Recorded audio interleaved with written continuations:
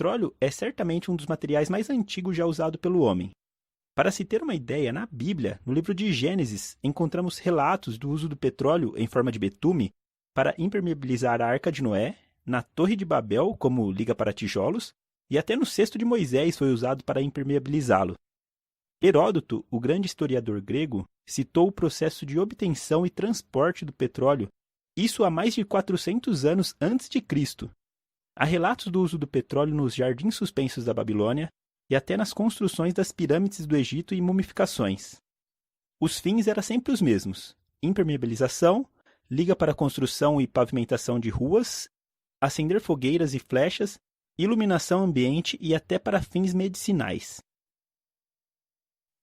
O primeiro poço moderno foi perfurado em 1846, no Azerbaijão, e lá o petróleo era destilado para obter querosene, que era um forte concorrente para fontes de iluminação da época.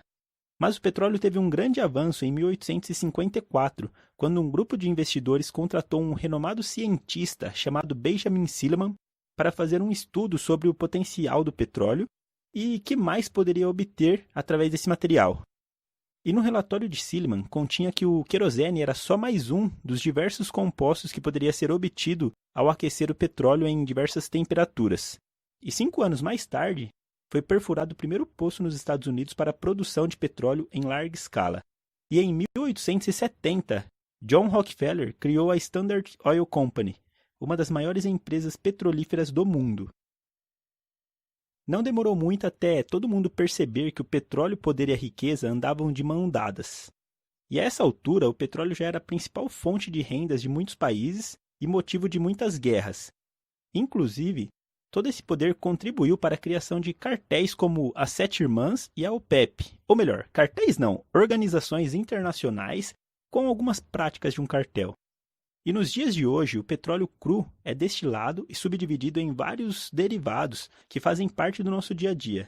E estou falando de produtos como a gasolina, o gás de cozinha, o asfalto, borracha sintética, óleo lubrificante, combustível para aviação, cosméticos, nylon e poliéster, plástico e até remédios. Atualmente, o petróleo corresponde a mais de 30% da matriz energética do mundo, e os Estados Unidos da América é o maior consumidor de petróleo. Em 2018, a média de consumo por lá chegou a mais de 20 milhões de barris por dia. Um barril de petróleo tem 159 litros. Após ser destilado, entrega cerca de 60% de combustível e 40% de gás, óleo e outros subprodutos. Só com esses números já dá para perceber a importância e o impacto desse produto na economia de qualquer país.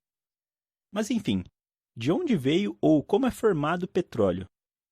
Como o petróleo está embaixo de camadas soterradas há milhões de anos, é difícil ter a certeza de como foi formado. Existem algumas teorias sobre sua formação e a hipótese mais aceita é a teoria orgânica, a qual vamos abordar. A teoria orgânica afirma que durante mais de 400 milhões de anos, matéria orgânica como o resto de plantas, algas e animais marinhos se acumulavam no fundo dos oceanos e houve o decantamento dessa matéria, formando ali rochas sedimentares. E a partir desse ponto, a matéria orgânica passa por 3 processos até se tornar o petróleo que conhecemos. O primeiro processo é a diagênese.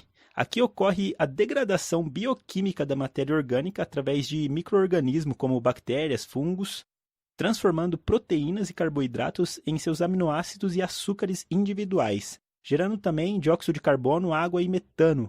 E com o aumento da temperatura, que a esse ponto está a 50 graus Celsius, e aumento da pressão, obtém-se o querogênio. O segundo processo é a catagênese. Com o passar do tempo, aumenta a pressão e a temperatura agora já está na faixa de 50 a 150 graus Celsius, o que resulta na transformação do querogênio em óleo cru. E aqui as moléculas maiores são quebradas e divididas em moléculas menores, um processo conhecido como craqueamento. E o último processo é a metagênese. Aqui a pressão está ainda mais alta e a temperatura já passa de 150 graus Celsius. E agora a matéria orgânica já foi quase completamente transformada em gás, principalmente na forma de metano, e conserva apenas alguns resíduos carbonosos. Após esse processo de modificação das estruturas orgânicas, sobram apenas hidrocarbonetos em cadeias grandes e pequenas, misturado com pequenas partes de outros elementos. A composição química do petróleo é cerca de 95% de hidrocarboneto, que é compostos formados por átomos de hidrogênio e carbono. Cerca de 5% de outros compostos, como nitrogênio, oxigênio e sais. Toda essa modificação acontece durante milhares de anos, dentro do que chamamos rocha geradora. E com o passar do tempo e alterações geológicas que ocorrem no interior da Terra, o petróleo sobe para rochas mais porosas, chamadas de rochas reservatório, até encontrar uma rocha de material impermeável que chamamos de rocha capeadora, que o aprisiona e ele fica lá, selado, junto com os gases e água, até que alguém perfure o solo e o retire. E como o petróleo é formado por materiais diferentes, em terrenos diferentes, em temperaturas e pressões diferentes e em tempos diferentes, isso confere ao petróleo uma assinatura quase que única. E é assim que sabemos, por exemplo, se uma amostra de petróleo é da Arábia Saudita, do Brasil ou da Venezuela. Para transformar em produto comercial, esse óleo cru é enviado à refinaria, que realiza um processo químico de limpeza e refino do óleo, produzindo os derivados do petróleo. A refinaria, também conhecida como destilaria, é onde toda a mágica acontece.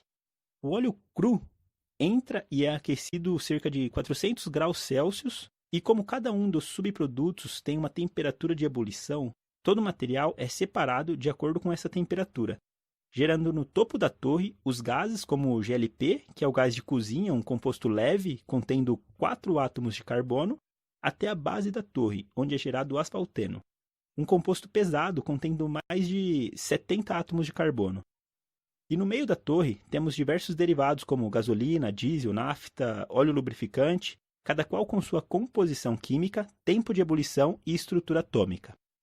E ainda parte desses subprodutos são usados para a fabricação de outros produtos, como a borracha do seu tênis, o nylon de sua camiseta e plástico que todo mundo usa.